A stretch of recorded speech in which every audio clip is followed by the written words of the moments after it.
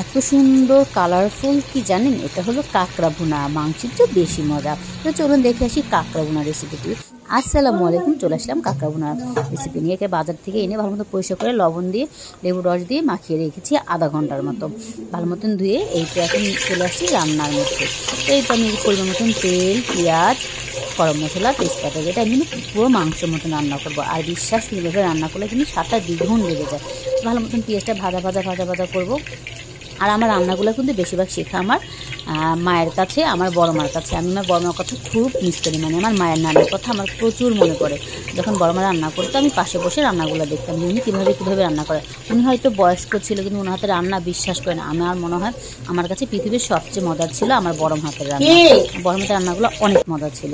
অনেকে বলেন মায়ের নানিকে কী বলেন যাই না, আমরা বড় মা বলি মায়ের নানিকে।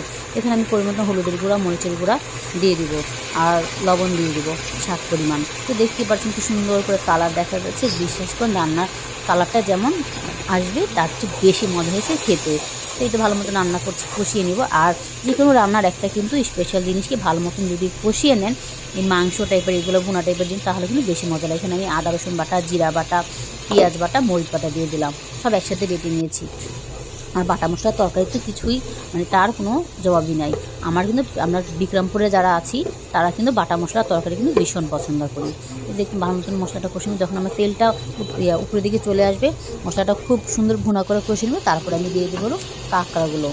একটু ভালো মতো কষাচ্ছি। আর আমার মনে পড়ছে সেই ছোটোবেলার কথাগুলো। ছোটোবেলায় যখন জোলাপাতি খেলতাম তখন আমরা কী করতাম, রান্নাবান্না নিয়ে মারামারি শুরু করে দিতাম বান্ধবীদের সাথে। এই তো আমার মশলাটা কষানো হয়ে গেছে। এখন আমি দিয়ে দেবো সেই পরিষ্কার করা কাঁকড়াগুলো। আর কে কে কাঁকড়া খেতে পছন্দ করেন অবশ্যই একটু কমেন্ট করে জানাবেন। আমি কিন্তু কাঁকড়া খেতে ভীষণ পছন্দ করি, শুধু আমিই না, আমার পরিবারের সবাই পছন্দ করে।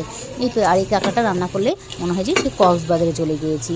কক্সবাজারে গেলেই তো আমরা কাঁকড়া ফ্রাই, কাঁকড়া গ্রেভি, কাঁকড়া ভুনা কত না রেসিপি খেয়ে থাকি। তো বাসায় একটু ট্রাই করলে কিন্তু রেস্টুরেন্টের থেকে ভালো একটা টেস্ট নিয়ে আসে। বিশ্বাস করবেন না, এতই মজা যে আমার মুখে পানি চলে আসতেছে। আমি যে বয়স দিতেছি, আমার মনে হয় যে পানি কখন জানি মুখের থেকে পড়ে যাবে। আচ্ছা বলুন তো কি রান্না করছি আমি, দেখি কে কে কমেন্ট করে বলতে পারেন। তারাই মনে করব দেখলে রান্না পছন্দ করে, আমার মনে হয় সেই রেসিপিটা আমি রান্না করে একটু খাই। তো আমি ভালো মতন কষিয়ে নিব, মনে নিয়ে কষাচ্ছি আর আপনার সাথে গল্প করছি। আচ্ছা সবাই একটু কমেন্ট করে জানান কার কার এরকম মায়ের নানির হাতে রান্নার কথা মনে পড়ে। আমার কিন্তু আমার বড় মার কথা প্রচুর মনে পড়ে। আর যখন রান্না করতে যাই তখন মাথায় চলে আসে যে আমার সেই বড় মা রান্না করতে কীভাবে। এই জন্য সবাই বলে আমার রান্না নাকি আল্লাহর রহমতে 100-র মধ্যে 90% মানুষ বলে আমার রান্না খুব ভালো। আপনাদের বলবেন যে আপু আমরা তো খেয়ে দেখিনি। হ্যাঁ, খেয়ে কালার দেখলে বুঝতে পারে আমার রান্না কিন্তু আসলেই ভালো। সবাই প্রশংসা করে আমার রান্নাগুলো। আমি তা জানি না, কিন্তু আমার রান্না আসলে আমার নিজের কাছেও অনেক ভালো লাগে। আর আমার স্বামী, আমার 2 বাচ্চা তো অনেক পছন্দ করে। আমার স্বামী যেখানে যাক আমাকে একদম ঠেলে নিয়ে চুলার পাড়ে বসায় দেয়, বলে তুমি রান্না করো, সেটা মাটির চুলা হোক সেটা গ্যাসের চুলা, বলে তোমার হাতে রান্না আমার কাছে ভালো লাগে বেশি। যেখানে যাক আমার হাতে রান্না। কার স্বামীরা এরকম করে, যেখানে যান বেড়াতে যান, ঘুরতে যান, আপনার স্বামীরা কি আপনাদেরকে একদম কি ধরে কি চুলার পাড়ে বসায় দেয়? আমার স্বামী কিন্তু আমার সাথে এই কাজটাই করে। তাও ভালো লাগে, ভালোবাসার মানুষ যখন আমার হাতে রান্না করে ভালো লাগে, ভালো লাগে। দেখতে পাচ্ছেন সুন্দর আমি কষিয়ে নিচ্ছি। এর কিন্তু অল্প আছে কষাতে হবে, যদি একদম ফুল আছে কষান তাহলে কিন্তু এটা পুরোটাই পড়ে যাবে।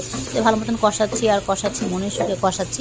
তো ভালো মতন কষানো হয়ে গেলে আমি পরিমাণ মতন পানি, বেশি পানি দেওয়া যাবে না, তাহলে কিন্তু সব। আমি একটু দেখছি আমি কি লবণ কি ঠিক দিয়েছে নাকি, পরে হ্যাঁ দেখলাম লবণ ঠিক দিয়েছে। আমি সবসময় লবণ কম দিই, লাগলে আবার বেশি দিই। তো আমার মতন কারা আছেন লবণ নিয়ে খুব কনফিউশন থাকেন, আমি কিন্তু খুবই কনফিউশন থাকি। এই যে আমি এখানে পানি দিয়ে দিচ্ছি অল্প পরিমাণ, এটা ভালো মতন হয়ে গেলে তারপর ভুনা করবো। একটু পানি দিয়ে দিলাম, এটা কিছুক্ষণের জন্য রান্নাবান্না চলছে। তারপর আমি এটা ভালো মতন পানি দিই। এই যে দেখতে পাচ্ছি কি সুন্দর কালার না, মাশাআল্লাহ বলবেন সবাই আমার রান্নাকে, কেউ নজর দিবেন না। তো আমি এটা ঢেকে দিয়ে দেবো। ঢেকে দেওয়ার পর তো আবার আপনার সাথে একটু পরে আসছে। এই যে দেখতে পাচ্ছেন কি সুন্দর একদম গরম একটা ধোঁয়া উঠছে। আর এটা একদমই বোঝা যাচ্ছে না এটা কাঁকড়া ভুনা, এটা একদম মনে হচ্ছে যে একটা মানে কি একটা বড় চিংড়ি ভুনা করলে যেমন মজা লাগে না, ঠিক তেমন। বাচ্চারাও খুবই পছন্দ করেছে, আমার ছোটো বোন, ছোটো মেয়ে, আমার বড় মেয়ে, সবাই বলছে মা সেই স্বাদ। ওরা তো খেয়ে যে কী একটা রিভিউ দিয়েছে, আপনাদের যদি দেখাতাম তাহলে বিশ্বাস করতেন যে আসলে এটা কালারটাও যেমন তেমন কিন্তু খেতে হয়েছে। মাশাআল্লাহ, আল্লাহর অশেষ শুকরিয়া সব কিছুতে। আমরা আসলে লাখ লাখ শুকরিয়া। আল্লাহ আমাদের জন্য কত কিছুই না পৃথিবীতে পাঠিয়ে দিয়েছে খাওয়ার জন্য। আর অনেকে বলেন যে কাঁকড়া হালাল না। হ্যাঁ, কাঁকড়া হালালও না, হারামে না। কাঁকড়া হলো চিংড়ি মাছের মতো মাকরুহ। তো মাকড়ো তো একটা খেতে যদি চিংড়ি মাছ খেতে পারেন তাহলে অবশ্যই কিন্তু কাঁকড়া খেতে পারেন। তাই এখানে অল্প পরিমাণ টমেটো সস দিয়ে দিলাম। টমেটো সসটা দিলে কিন্তু মানে একটু গ্রেভিটা কিন্তু একটু মজা হয় আমার মনে হয়। টমেটো কুচিও দিতে পারেন, যে টমেটো সস না থাকে। আমি টমেটো সস দিয়ে দিয়েছি, টমেটো ছিল তো চিন্তা করলাম যে টমেটো না দিয়ে টমেটো সসটা দিয়ে বাচ্চারা একটু বেশি পছন্দ করে। যে ভালো মতন ভুনা ভুনা করে, যে দেখতে পাচ্ছেন কি সুন্দর কালার। আর মাশাআল্লাহ, আমার তো দেখে মনে হয় যে আবার মনে হয় ভুনা করলে আবার খেতে পারতাম। এটা ভালো মতো আমি ভুনা করে নিব। ভুনা করার পরে আমি এখানে কিন্তু অল্প পরিমাণ কয়েকটা কাঁচামরিচের টুকরো দিয়ে দেবো।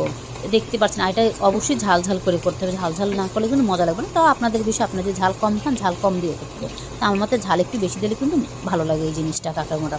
এখানে আমি কয়েক টুকরো কাঁচামরিচ কেটে রেখেছিলাম, সেই কাঁচামরিচগুলো দিয়ে দেবেন যেন আরেকটু ঝাল হয়। আমার বাচ্চারা আমাদের বাসায় সবাই ঝাল খেতে পছন্দ করে। তাই তো আমার রান্নাবান্না প্রায় শেষ। এখন আমি জিরার গুঁড়ো দিয়ে দিয়েছি। রোজ ভালো লাগে ভিডিওটি শেয়ার করে, আর অবশ্যই আমার চ্যানেলটিকে সাবস্ক্রাইব করে পাশে থাকবেন। আমার চ্যানেলে রান্নাবান্নার ভিডিও, অনেক রকম ভিডিও পাবেন, মজারও ভিডিও পাবেন। সবাই ভালো থাকবেন, সুস্থ থাকবেন, আমাদের জন্য দোয়া করবেন। আর এখানে আমি অল্প পরিমাণ পেঁয়াজ বেরেস্তাও দিয়ে দেবো।